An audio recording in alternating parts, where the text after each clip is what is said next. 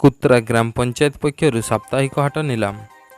कुत्रा ग्राम पंचायत अधीन थिबा साप्ताहिक हाट पोखरी और साइकेल स्टैंड को आज पंचायत तरफ नीलाम करा जायछि। एही अवसर में कुत्रा जीपीओ नरेन्द्र दास, सरपंच भुवन कुजूर, पीओ गोपी साहू, समिति सभ्य कीर्ति एका प्रमुखों उपस्थित एही नीलाम कार्य आरंभ होइतिला।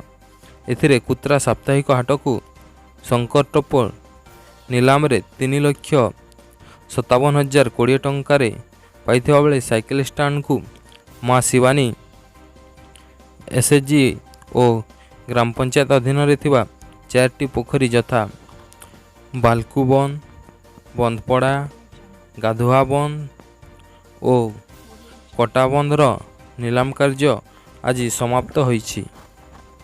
सुंदरगढ़ कुत्रारू राजेश साहू रिपोर्ट, संवाद एक्सप्रेस।